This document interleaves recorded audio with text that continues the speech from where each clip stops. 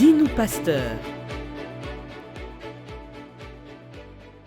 Bonjour, c'est votre frère David Moutoualé, serviteur de Dieu, pasteur, principal du Centre évangélique Évangile du Salut, une extension de l'église La Borne, dans la commune de Bumbu, à Kinshasa, une église faisant partie de la grande communauté des Assemblées de Dieu, ici en République démocratique du Congo, la 37e communauté. Voilà, donc je voudrais aujourd'hui rendre encore grâce au Seigneur qui a renouvelé, n'est-ce pas, ses bontés, son amour et ses faveurs dans ma vie pour que je sois là et continuer avec vous cette série de messages autour de ce thème très important intitulé « Le pouvoir de la décision ». Nous avons déjà vu plusieurs choses merveilleuses et surtout vitales pour chaque croyant et chaque personne qui suit, n'est-ce pas, cette série de messages. Et aujourd'hui, je voudrais vous proposer un autre thème qui s'aligne à ces sujets, à ces grands sujets sur le pouvoir de la décision. Je l'ai intitulé « Les ennemis invisibles d'une bonne décision ». Il faudrait savoir, bien-aimés dans le Seigneur, que puisque la destinée dépend de la décision, puisque la réussite, les succès dépendent de la décision, alors l'ennemi se lèvera, il va vouloir mettre des coques en jambes, il voudra nous empêcher de prendre la bonne décision. C'est pourquoi nous devons connaître, nous devons identifier quels sont ces ennemis-là qui sont comme des barrières à notre route pour que nous ne prenions pas justement une très bonne décision. Avant d'aller plus loin, je voudrais vous inviter d'abord à baisser la tête pour que nous puissions prier afin de consacrer ce moment entre les mains du Seigneur. Père, nous te disons merci. Toi qui nous donnes encore l'opportunité d'être là, Seigneur mon Dieu, pour te parler, en fait, moi, de parler de ta part et à ton peuple d'écouter pour recevoir ta pensée. Je prie, Seigneur, que je puisse armer mon esprit véritablement de ta pensée et que tu puisses m'animer par ton esprit afin que je puisse parler comme annonçant tes oracles. Seigneur, je te bénis parce que tu saisiras le cœur d'une personne par ton Esprit Saint au travers de ta parole au nom de Jésus. Amen. Gloire à Dieu. Les ennemis invisibles d'une bonne décision. Nous disons ennemis invisibles, ennemis parce que ils constituent des obstacles pour nous empêcher de prendre une très bonne décision, une décision salutaire, ou nous empêcher d'exécuter notre décision, notre bonne décision prise déjà. Mais invisible parce que ce n'est pas toujours facilement identifiable. Il y a beaucoup de gens qui font du surplace et ils ne savent pas qu'est-ce qui les empêche, n'est-ce pas, justement, à aller de l'avant. Raison pour laquelle je voudrais vraiment attirer votre attention dans le numéro d'aujourd'hui pour que nous puissions ensemble identifier tous ces ennemis, invisibles à la bonne décision. Voilà, nous lirons plusieurs passages, donc je ne donne pas d'abord un passage, un texte de base. Il y a plusieurs passages que nous allons prendre ça et là dans la parole de Dieu pour appuyer nos idées et appuyer plutôt la pensée que le Seigneur a placée sur notre cœur. Voilà, alors le premier ennemi que nous devons identifier, qui se lève, qui se dresse contre la bonne décision, ce sont les sentiments incontrôlés. Les sentiments incontrôlés qui s'érigent en faux maîtres de la raison. Il faut faire très attention. Dieu nous a créés, n'est-ce pas, avec 3 dimensions, l'esprit, l'âme et le corps. N'est-ce pas? Et c'est au niveau de notre âme qu'il y a les émotions. L'âme est le siège des sentiments et des émotions. C'est vrai, je ne vais pas nous amener dans un terrain psychologique pour nuancer justement entre les émotions et le sentiment. Bref, j'essaye de mettre tout dans le même sac pour dire que Dieu a créé ces émotions, ces sentiments, il les a placés en nous. Nous avons en nous l'amour, la joie, la tristesse, colère, haine. Et toutes ces choses ne sont pas d'abord mauvaises en elles-mêmes. Vous voyez? Mais elles ont été créées par Dieu pour enrichir notre humanité. C'est lorsque le mal prend place dans l'homme que tout devient tordu. Vous voyez, que les sentiments deviennent tordus, que l'amour peut se changer en haine, etc. Et ça devient un problème. Mais au départ, ce sont des choses qui étaient neutres en soi. Ils deviennent des tyrans lorsque nous n'avons pas de discernement, lorsque nous ne savons pas comment nous devons nous y prendre. Vous voyez? Et souvent, lorsque les sentiments s'accaparent de notre cœur, nous oublions la raison. Nous ne sommes plus vraiment dans la lucidité. Parce que les sentiments, ça peut être la tristesse, ça peut être la colère, ça peut être la jalousie. Nous sommes épris de jalousie. Dans la parole de Dieu, nous sommes en train de voir cette tragédie, ce premier crime de sang dans Genèse chapitre 4, entre deux enfants d'une même famille. Qu'est-ce qu'ils pouvaient avoir comme discorde? Parce qu'ils avaient tout devant eux. Chacun avait son métier. L'autre est agriculteur et l'autre, il est pasteur, il est fermier, ainsi de suite. Mais qu'est-ce qui se passe dans la vie de cette famille? Il y a le Seigneur qui va agréer les offrandes, qui va agréer d'abord Abel, ensuite ses offrandes, et qui va rejeter Caïn ainsi que ses offrandes. Cela a déplu, n'est-ce pas, profondément à Caïn, et il s'est dit que c'est à cause d'Abel. Je ne peux pas atteindre Dieu, mais je peux atteindre Abel. Parce que si Abel n'existait pas, Dieu n'aurait pas eu le choix. Il aurait accepté, n'est-ce pas, mon offrande. Il l'aurait accepté. Il y a des gens qui pensent dans la vie qu'ils n'avancent pas justement parce que vous avancez. Il y a des gens qui pensent qu'ils n'ont pas de boulot parce que vous en avez un. Ils font tout pour détruire votre travail. Il y a des gens qui pensent qu'ils n'ont pas de mariage parce que vous en avez un. Et ils veulent détruire votre mariage. Donc c'est ça, cette jalousie qui vient naître dans le cœur, sans raison, mais c'est à cause du péché qui a élu domicile, n'est-ce pas, dans la vie de l'homme. Son cœur est devenu tortueux et la Bible même le dit. Donc, lorsque nous sommes contrôlés par le sentiment, nous perdons la raison et nous ne pouvons pas prendre la bonne décision. Caïn, dominé par la jalousie, il est fâché contre Abel. Il doit l'éliminer parce que c'est à cause de lui que Dieu n'a pas accepté son offrande. Dieu vient vers Caïn et il vient lui dire ceci: Caïn, faites attention. Faites attention parce que tu as pris une très mauvaise posture. Le péché est là, en train de frapper à ta porte. Faites attention. Domine sur lui. Donc, comme je l'ai dit, Dieu lui-même montre la voie. Il montre la bonne réponse. Vous êtes face à une épreuve de choix multiples. Dieu vous dit cliquez, cochez la case A, cochez la case C. Il a dit ça à Caïn. Malheureusement, Caïn n'a pas compris. Caïn n'a pas compris.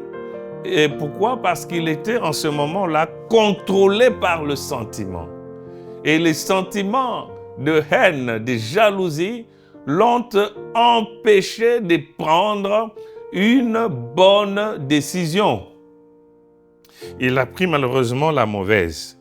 Et nous savons ce qui est advenu dans la suite, dans la vie de Caïn. C'est très dangereux, bien-aimés dans le Seigneur. Ça peut nous arriver de connaître, n'est-ce pas, la bonne décision, de connaître le chemin à prendre, mais à cause des sentiments, peut-être des colères, de haine, de jalousie, on prend une mauvaise décision. Et c'est très regrettable. C'est ce qui est arrivé avec Aman également, dominé par la haine.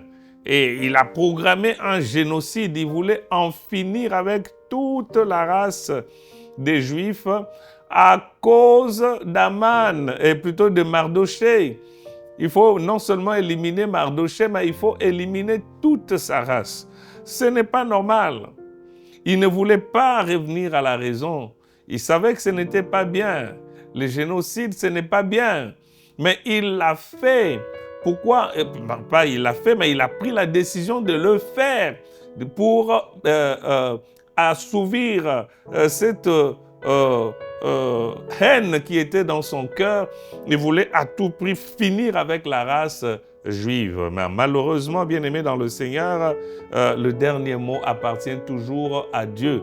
Votre haine n'accomplira pas la volonté de l'ennemi dans la vie des enfants de Dieu qui vivent la volonté et qui vivent dans la volonté de Dieu. C'est très important de le savoir. Voilà. Donc, bien-aimés dans le Seigneur, il faut faire très attention. Ne laissez pas votre cœur être dominé par les sentiments. Et c'est Proverbe qui nous dit qu'il vaut mieux être maître de soi que de gagner des villes. Il faut prier pour la maîtrise de soi, la tempérance. Il faut prier pour cela. Si nous n'avons pas la maîtrise de soi, les sentiments prendront les dessus et nous ne serons pas assez lucides pour prendre la bonne décision. Deuxième ennemi invisible de la bonne décision, c'est une légèreté et une impulsivité. La légèreté. Vous voyez des gens comme ça, parfois ils ont aussi de grandes responsabilités. Quand vous êtes par exemple pilote, vous ne devez pas vous conduire n'importe comment.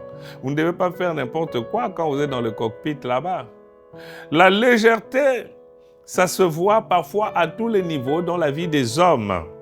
Et nous l'avons vu dans la vie de ce jeune roi qui s'appelait Belchassar. Belchassar avait cette légèreté, cette insouciance, cette imprudence. Il est en train de festoyer avec ses prostituées, avec ses concubines, ses femmes. Mais limitez-vous à vos orgies, limitez-vous à vos péchés. Il dit, non, ce n'est pas suffisant. J'aimerais vraiment arriver un peu plus loin dans le mal. Il faut m'amener les coupes qui servaient dans le temple de l'Éternel là-bas à Jérusalem. Mais ça, c'est quel genre d'appétit? Comment vous pouvez, avec autant de légèreté, considérer les choses sacrées? Et nous savons, bien-aimés dans le Seigneur, c'est que ce sacrilège va entraîner, c'était sa condamnation immédiate par le Seigneur qui l'a placé dans une balance et qui a trouvé qu'il était assez léger. C'est pourquoi son royaume lui a été ôté cette même nuit-là. Donc, ça veut dire, bien-aimés dans le Seigneur, il ne faut pas prendre certaines décisions comme cela à cause de la légèreté. Oh non, amenez-moi les coupes. Oh non, faites ceci. Arrêtez ces pasteurs-là. Arrêtez ces croyants, tuez-le. Ne prenez pas des choses, des décisions comme ça à la légère. Vous risquez d'être mis dans une balance comme, n'est-ce pas, Belchassar, être trouvé léger et être ensuite disqualifié par le Seigneur lui-même. Il y a un autre ennemi invisible, ça s'appelle la pression sociale ou générationnelle. Il y a une pression sociale. Vous savez que l'être humain est fait pour vivre dans la société. Il est fait pour vivre dans la société. Et très souvent, nos décisions sont inclinées en fonction de la pression sociale. Les sociologues même en parlent.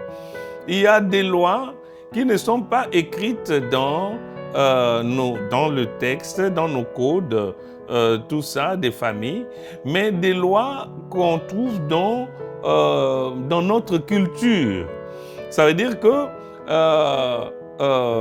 les gens autour de vous dans la société regardent les événements ont une certaine lecture des événements et ils arrivent à condamner des personnes parce que vous ne vous êtes pas alignés selon la culture de ces milieux-là. Et très souvent, nous sommes pris au piège de cette pression sociale-là parce que nous voulons absolument faire comme tout le monde. Vous savez qu'il y a des gens qui ont un don, par exemple, de célibat, pour bien servir le Seigneur. Homme ou femme, il a reçu ses dons. Et il doit servir Dieu comme cela, à l'instar de l'apôtre Paul. Mais la pression sociale faite sur cette personne, oh non, mais tu vois pas, tu as pris de l'âge, tu dois te marier, c'est pas normal, tu as des liens, on doit prier pour toi. Mais la personne est en bonne santé, mais elle se sent épanouie en servant Dieu dans le célibat. Ça peut arriver.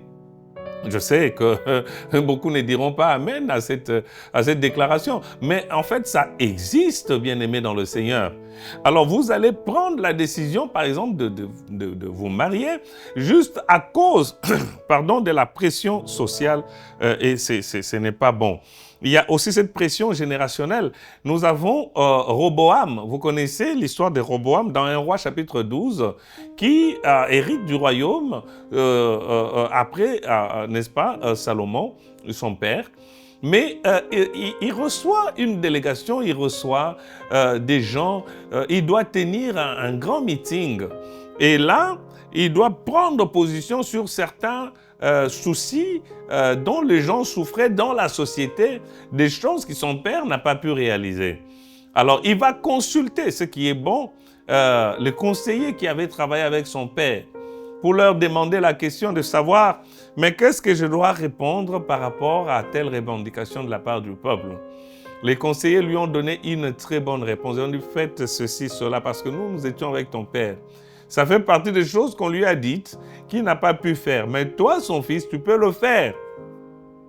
Alors, la pression générationnelle. Il va prendre des conseillers de sa génération, c'est-à-dire les gens de son âge, les jeunes gens de son âge. Ils ont peut-être été à l'université ensemble. Ils ont peut-être joué au football ensemble. Ils ont dit, ah non, mais le temps de ces vieux-là est déjà dépassé. Maintenant, c'est notre temps. Maintenant, il faut nous écouter. Voilà les conseils. Voilà ce que tu dois dire au peuple par rapport à ces revendications. Et malheureusement, cette pression va amener Roboam à rejeter la très bonne décision ou la bonne décision qu'il devait prendre, n'est-ce pas, fruit du conseil des aînés qui fut conseiller de son père, n'est-ce pas? Il met de côté ce conseil tout simplement à cause de cette pression générationnelle. Et il ne savait pas que la simple décision qu'il prenait ces jours-là, de prononcer ce discours, un simple discours, qui va amener le schisme. Le pays va se déchirer parce qu'il a pris une mauvaise décision à cause de la pression générationnelle. Il faut faire très attention, bien-aimés dans le Seigneur. Nous pouvons avoir des amis de longue date, entre guillemets, mais quand nous sommes décideurs, n'est-ce pas, à quelque niveau que ce soit, au niveau de l'Église, au niveau de la nation, lorsqu'il faut prendre des décisions, ne tombons pas dans ce piège-là de pression des gens de notre génération et dans le souci de vouloir les satisfaire, on va passer à côté de la bonne décision et amener des problèmes dans la communauté, dans l'Église ou dans le pays demain. Nous devons toujours écouter le Seigneur et cela est très, très, très, très important. Même si vous êtes proche de ce cercle social des personnes, mais écoutons d'abord le Seigneur et gardons notre lucidité spirituelle. C'est très, très, très important. La pression du groupe n'est jamais un bon guide pour la sagesse. Très important. Alors, il y a un autre ennemi, la mauvaise interprétation spirituelle. Ça, c'est aussi un ennemi à la bonne décision. Ici, nous avons l'exemple du jeune prophète de Juda dans 1 Roi chapitre 13. Vous connaissez très bien cette histoire. Ce jeune prophète avait reçu la mission divine et il a reçu des ordres de la part du Seigneur, clairs et nets. Et ce qui m'étonne, c'est que cet homme a commencé par respecter ce que Dieu lui avait dit. C'était très bien. Il a prophétisé et les choses se sont passées telles que la Bible le décrive. Et à la fin, le roi a eu du respect, de la considération pour lui. Il l'invite même dans son palais pour manger. Cet homme dit, non, Dieu m'a dit que je ne devais pas manger dans ce lieu et je ne devais pas retourner par le même chemin que j'ai emprunté au départ. C'est très bien, c'est extraordinaire. Tu refuses les mets royaux, tu refuses les présents du roi, c'est extraordinaire. Mais malheureusement, il va continuer son chemin. À un certain moment, il y a la famine, il est accablé, il est sous un arbre, il descend de son âne ou de son cheval. Et là, il y a peut-être des pensées qui montent, mais le ventre est creux, ça creuse là, tout ça. Et il y a les pensées qui commencent peut-être à se modifier. Et voilà, c'est en ce moment-là que les vieux prophètes arrivent. Oh non, mais vraiment, félicitations, félicitations prophète, félicitations collègues. Voilà ce que tu as fait, c'est extraordinaire. Moi aussi, je suis ton collègue, je suis un homme de Dieu comme toi. Vous voyez, il faut faire très attention. Alors Dieu m'a dit, plutôt, je t'invite chez moi, viens manger. Non, mais Dieu m'a dit de ne pas rentrer. D'ailleurs, chez le roi, j'ai refusé. Oui, mais tu avais raison de refuser chez le roi. C'est un païen là. Il est idolâtre. Viens chez moi, je suis ton collègue. Vous voyez? Malheureusement, ce jeune prophète va rentrer et vous savez ce qui s'est passé. Il finira il finira par être tué par un lion à cause de cette mauvaise interprétation spirituelle. C'est-à-dire, ce faux prophète lui dit, je suis ton collègue, je suis prophète comme toi, et Dieu m'a dit, plutôt un ange m'a dit. C'est vrai, mais moi, c'est Dieu qui m'avait parlé. Il dit oui, mais après avoir parlé avec Dieu, finalement, il a envoyé l'ange, il l'a envoyé vers moi. Alors, comme cet homme a mal interprété cela, vous savez ce qui lui est arrivé. Que Dieu nous donne la sagesse et le discernement, même face aux prophéties. Il y a des prophéties mal ou des visions, des songes mal interprétés qui peuvent amener la ruine d'un foyer, la ruine d'une famille tout entière, la ruine même d'un pays. Que Dieu nous donne des prophètes qui ont le discernement, que Dieu nous donne des décideurs qui ont le discernement. C'est très important. Tu as fait un songe la nuit, mais l'interprétation que tu donnes au songe, ça vient de qui? Ça vient d'où? Est-ce que c'est ce que Dieu t'a dit? Vous voyez un peu? Donc, que le Seigneur nous aide véritablement à comprendre cela. Alors, je vais aller rapidement pour terminer, il y a également les liens affectifs et familiaux. Les liens affectifs et familiaux, ça peut nous faire tomber également dans le piège de passer à côté de la bonne décision. Cet homme a dit que Seigneur, je voudrais bien te suivre, mais laisse-moi aller d'abord enterrer mon père. Vous voyez? Donc, il est face à la bonne décision. Il sait qu'il doit suivre le Seigneur, mais il se dit que non, il faut que j'en finisse d'abord avec ma famille. Et très souvent, il y a des gens bien aimés dans le Seigneur à cause de ces liens affectifs et familiaux. Ils ont cru prendre la bonne décision alors que c'était des mauvaises décisions. Ils ont fait cela pour ne pas blesser, entre guillemets, la famille. Alors qu'ils ont désobéi maintenant à la voix de Dieu. Que Dieu nous aide, bien-aimés. Jésus a dit à cet homme dans Luc 9, 59 à 62, « Laisse les morts ensevelir leurs morts. » Vous voyez? Donc, Jésus ici révèle une vérité capitale, que même les liens affectifs peuvent devenir un obstacle à une obéissance immédiate. Jonathan, fils de Saül, aimait son père. Vous voyez? Mais il savait que David était l'élu de Dieu. Lui-même, il l'a dit. Il savait qu'il allait devenir le roi. Mais quand il était question de savoir s'il faut partir avec David ou rester dans le palais, malheureusement, Jonathan a choisi, la fibre familiale a fonctionné, il a choisi de rester et il n'est pas parti avec David. Malheureusement, vous savez que Jonathan est tombé sur le champ de bataille avec son père parce qu'il avait pris la mauvaise décision justement à cause de liens affectifs familiaux qui ne lui ont pas amené à être lucide et de suivre le roi, le vrai roi que Dieu avait choisi. Comment discerner et triompher de ses ennemis? Rapidement, 1. Prier avant d'agir. La Bible dit, si quelqu'un manque de sagesse, qu'il la demande à Dieu. Jacques chapitre 1er, verset 5. 2.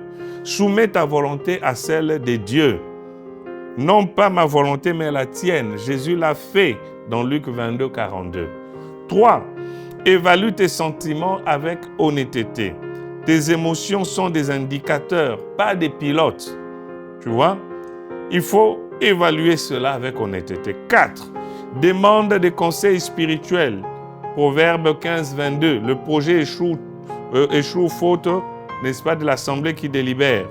Et enfin 5. Cherche la paix intérieure. Que la paix de Christ règne dans vos cœurs, comme il est dit. Quand tu prends une décision, tu veux l'appliquer, tu sens que tu n'as pas de paix, ne l'applique pas. Parce que le signe qui montre que Dieu est avec toi, c'est la paix de Dieu. La Bible dit, ne vous inquiétez de rien, mais en toute chose, faites connaître vos besoins à Dieu par des prières, des supplications avec des actions de grâce. Et la paix de Dieu qui surpasse toute intelligence gardera vos cœurs et vos pensées dans le Seigneur. Voilà, je vais conclure avec la prière, bien-aimés. Vous avez suivi cet épisode. Je voudrais prier ensemble avec vous. Baissons nos têtes, s'il vous plaît. Seigneur Jésus, éclaire mes choix. Oui, éclaire mes choix et aide-moi à discerner les ennemis invisibles qui veulent corrompre mes décisions, Seigneur. Donne-moi un cœur obéissant, ô Dieu, j'ai besoin de toi. Une raison éclairée, Seigneur, et une volonté soumise à ta parole. Et cela dans le nom de Jésus. Amen. Que Dieu vous bénisse. Dis-nous, pasteur.